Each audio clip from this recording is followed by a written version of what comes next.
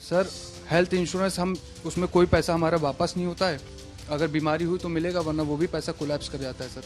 तो हमें 18% जो पैसा देना पड़ता है हमारे ऊपर बहुत बड़ा भार है। 10 साल हमने सरकार को वोट दिया, उससे पहले की सरकारों को कई बार वोट दिया। हम पूरा जीएसटी 18% भी दे रहे हैं, टैक्सेस भी दे रहे हैं। आम आदमी को इस देश में क्या मिलता है हम ये जानना चाहते हैं। जीएसटी काउंसिल की 21 दिसंबर को हुई बैठक में स्वास्थ्य और जीवन बीमा पर जीएसटी कम करने का फैसला फिलहाल टाल दिया गया। केंद्रीय वित्त मंत्री निर्मला सीतारमण की अध्यक्षता और राज्यों के वित्त मंत्रियों की मौजूदगी वाले इस काउंसिल ने तय किया कि 5 लाख रुपए से ज्यादा के स्वास्थ्य बीमा कवर वाली पॉलिसियों के प्रीमियम पर 18% जीएसटी लागू रहेगा। अब बात सरकारी फैसलों से हटकर आम आदमी पर पड़ने वाले इस असर की करते हैं। स्वास्थ्य बीमा अब हर मिडिल क्लास परिवार के लिए जरूरत बन चुका है, लेकिन इस पर 18% जीएसटी का भार परिवार के बजट को बिगाड़ रहा है। लखनऊ के एक मिडिल क्लास परिवार ने यूपी तक से अपनी परेशानियां साझा की। आज के दौर में किसी भी मध्यम वर्गीय परिवार के लिए हेल्थ इंश्योरेंस एक जरूरत बन गया है, ताकि भविष्य में कोई बीमारी आए तो उसका अच्छे से इलाज हो सके। लेकिन अब यही हेल्थ इंश्योरेंस उस मिडिल क्लास फैमिली के लिए मुसीबत का सबब भी बन गया, या यूं कहा जाए कि अब वो बजट बिगाड़ रहा है। वजह कि तमाम कोशिश और बैठकों के बावजूद हेल्थ इंश्योरेंस पर लगने वाला 18% का जीएसटी ना तो कम हो रहा है और ना ही खत्म। हम इस समय पर एक ऐसे ही परिवार में मौजूद हैं जो सोच रहा है, गणित लगा रहा है कि कैसे हेल्थ इंश्योरेंस में जो 18% जीएसटी है उसको घर के बजट में मैनेज किया जाए। अर्चित हैं, एक प्राइवेट नौकरी करते हैं, उनकी पत्नी है मिता, वो गृहिणी हैं। अर्चित से शुरुआत। अर्चित भाई, ये जो हेल्थ इंश्योरेंस तो आज की बहुत जरूरत हो गई है, लेकिन उसमें 18% जीएसटी एक एक्स्ट्रा भार लोगों के ऊपर। सर एक्स्ट्रा भार ही नहीं, क्योंकि हेल्थ इंश्योरेंस जब हमने लिया था तब उसका प्रीमियम 15,000 था। हर साल हेल्थ इंश्योरेंस का प्रीमियम कंपनी कोई भी हो अपना प्रीमियम बढ़ा देती है और उसके ऊपर 18% का जीएसटी भी लगता है। यानी कि आज मैं जो प्रीमियम 25,000 दे रहा हूँ, हेल्थ इंश्योरेंस कंपनी कह रही है कि अगले 20 साल के बाद क्योंकि इन्फ्लेशन और महंगाई बढ़ेगी तो हम आपका प्रीमियम 40,000 या 50,000 भी कर देंगे, और उस पर जो भी प्रीमियम कंपनी डिसाइड करेगी उस पर 18% का जीएसटी पड़ता है। सर हेल्थ इंश्योरेंस हम उसमें कोई पैसा हमारा वापस नहीं होता है। अगर बीमारी हुई तो मिलेगा, वरना वो भी पैसा कोलैप्स कर जाता है सर। तो हमें 18% जो पैसा देना पड़ता है हमारे ऊपर बहुत बड़ा भार है। यही नहीं सर, आप गवर्नमेंट ऑफ इंडिया ने आयुष्मान भारत का कार्ड लॉन्च करा, गरीबों को उन्होंने मुफ्त इलाज दे दिया, उस पर तो जीएसटी लिया नहीं। अमीर आदमी हजारों करोड़ों का लोन लेकर विदेश भाग गया सर, और हम मिडिल क्लास बचे जिन्होंने उन्हें वोट भी दिया और हमें कुछ बचा भी नहीं। और टैक्स भी दे रहे हैं। टैक्स भी दे रहे हैं। हमने एलआईसी की पॉलिसी ली, उस पर टैक्स दिया सर। कपड़े लेने जाते हैं उस पर टैक्स दे रहे हैं। खाना खाने गए उस पर टैक्स दिया। हेल्थ इंश्योरेंस की पॉलिसी पर 18% का टैक्स दे रहे हैं। हमें मिला क्या सर? सरकार से हम ये पूछना चाहते हैं, क्या दिया उसने हमें? 10 साल हमने सरकार को वोट दिया, उससे पहले की सरकारों को कई बार वोट दिया। हम पूरा जीएसटी 18% भी दे रहे हैं, टैक्सेस भी दे रहे हैं। आम आदमी को इस देश में क्या मिलता है हम ये जानना चाहते हैं। 18% जीएसटी का भार परिवारों के बजट को भी बिगाड़ रहा है, और जब बात बजट की हो तो घर की महिला से भी पूछना जरूरी होता है।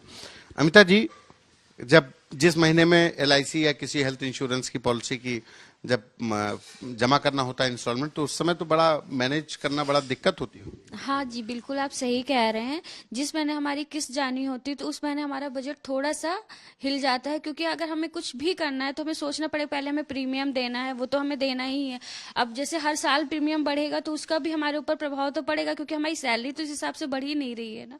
तो हमें इस बात का भी ध्यान रखना होगा कि क्यों हम जीएसटी दे रहे हैं, उस जीएसटी का फायदा क्या हो रहा है, हमें ये भी हमें पता चलना चाहिए कि ये 18% जो जा रहा है वो कहाँ जा रहा है। घर कैसे मैनेज करती हैं, फिर उसमें कहाँ कटौती करती हैं?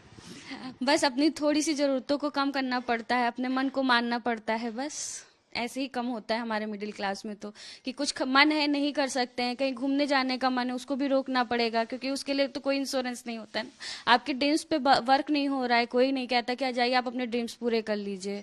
लेकिन हाँ, आपके जो छोटे छोटे से खर्चे हैं उस पर, जो जैसे सिलेंडर भी महंगा हो गया उस पर भी अलग है, और हमारे खाने का भी अलग से जाता है, उस पर भी हम लोग अगर रेस्टोरेंट गए वहाँ पे भी जीएसटी है। तो बहुत सारी चीजें जो हमारे मतलब बजट को खराब ही कर रही, अच्छा नहीं कर रही मिडिल क्लास के लिए।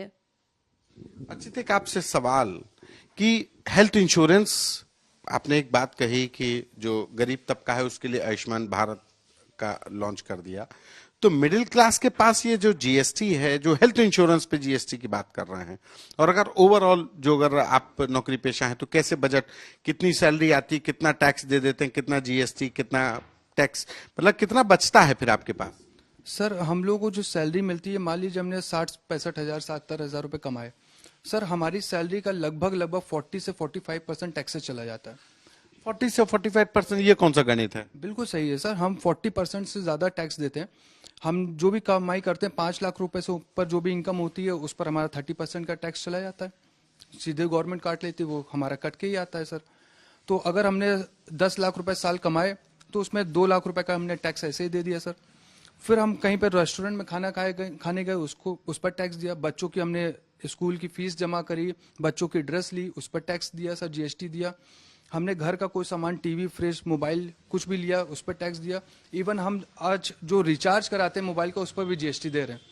हम जो जियो का रिचार्ज कराते हैं अपना इंटरनेट के बाद। लेकिन और फिर जब आप हेल्थ इंश्योरेंस तो बेहतर भविष्य के लिए ले रहे हैं। सर हेल्थ इंश्योरेंस जैसे आज की डेट में रोटी कपड़ा मकान है, सरकार ने गरीबों को तो दे दिया। रिक्शे वाला तो जाएगा, उसका इलाज फ्री हो जाएगा।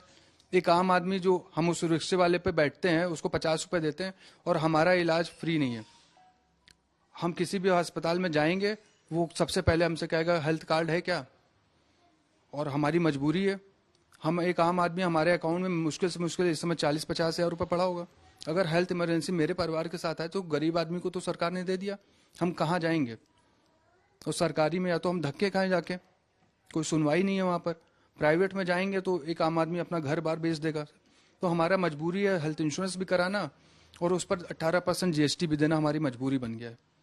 लेकिन बैठकों का दौर है, कई लोग तो कहते हैं जीएसटी के विरोध में कि हाँ हेल्थ इंश्योरेंस पे जीएसटी कम होना चाहिए, लेकिन बैठकों में ये लोग कह देते हैं अंदर जब बैठक होती है तो खजाने भी तो भर रहे हैं। तो ये मतलब लोगों, सर पूरे देश के खजाना जो भरता है मिडिल क्लास ही भरता है सर। अमीर आदमी ने कोई खजाना भरा नहीं, गरीब आदमी कुछ देता नहीं है, और सरकार उन्हीं दोनों को देती है। और अगर हमसे लेके सारा खजाना, सारा पैसा अंबानी, अडानी और विजय माल्या को दे दिया, नीरव मोदी को दे दिया, वो लेके भाग गए। हमारा ही पैसा लेके आयुष्मान भारत का कार्ड लॉन्च करा, उनको दे दिया। एक आम आदमी आखिर जाए तो जाए कहाँ?